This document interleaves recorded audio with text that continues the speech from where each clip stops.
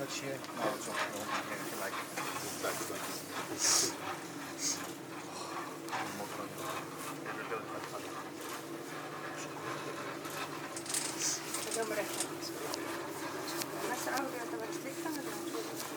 Já, þegar við vorum hérna? Já, nei, það gerist nú, ég veit ekki að það þarf að gerast eitthvað, það ekkert svona. Það svo svakalega þegar það bara vinnar í ekki. Okay, so as you can see, we have these wheels outside of the lift, and now the wheels start touching the walls. So it's going to be bumpy for a few seconds. Here we go.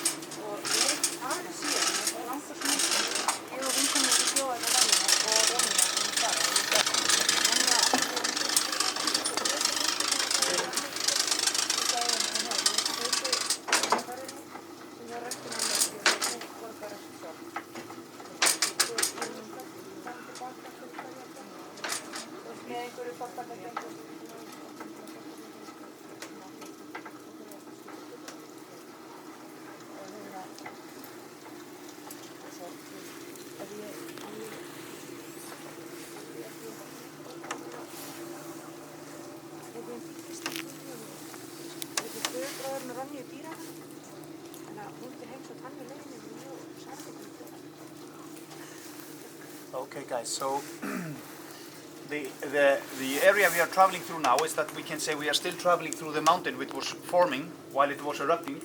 So you have seen like the layers in it. You can also see these coatings with the vertical stripes.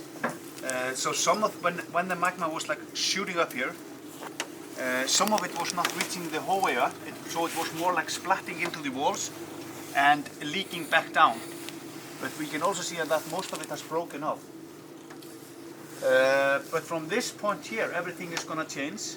You can see we have been traveling now through what was forming in the eruption, what was coming up and stacking and building up.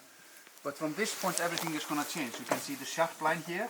So this was the surface of the Earth before it erupted for like 4,000 years ago. So now we start traveling, we can say back in time. Now we start traveling through like much older volcanic layers from a different eruption. So we start traveling now like we see a little bit like a sections of Iceland, and we are traveling the same way as the magma did when it was like melting down and bursting through all these old layers.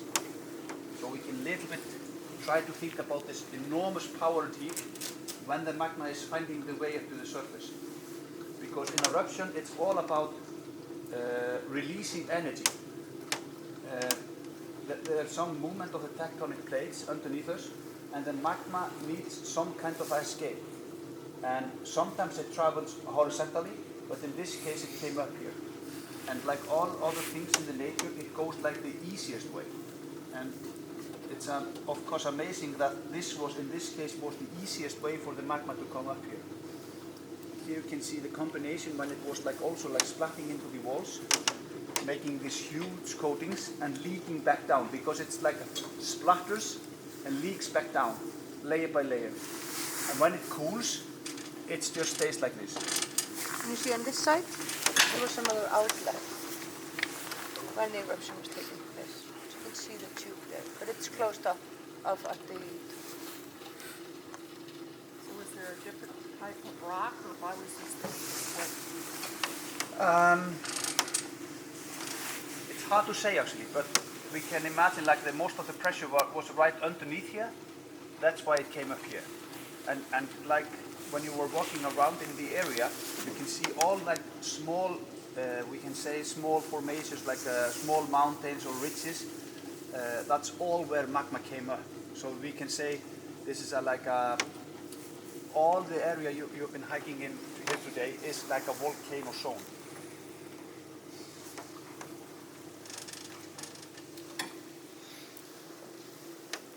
And that's why also it's like extremely unlikely, if it's gonna erupt again here, that the magma would shoot exactly up here. So it's more likely to come somewhere else. But the type of rock you see around you here is all basalt rock. except for one small layer down there, the darkest part there. You see the black bit at the bottom? That's tough rock. It's formed under ice. We can see that when we reach the lowest part, we're back to where the surface was around Ice Age. So we traveled quite far in time.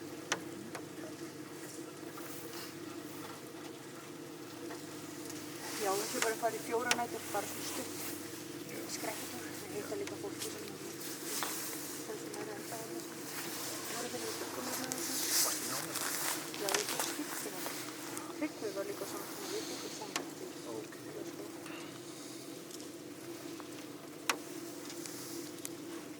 Hann var þetta, svo ég var frá ágúst og svo kom hann í janúar og ég var frá mars. Fingers.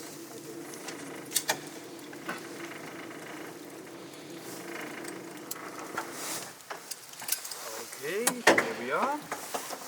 So just mind your step when stepping outside. Thank you. Water into the middle out of the dropsy, please. Oh, yeah. Thank you.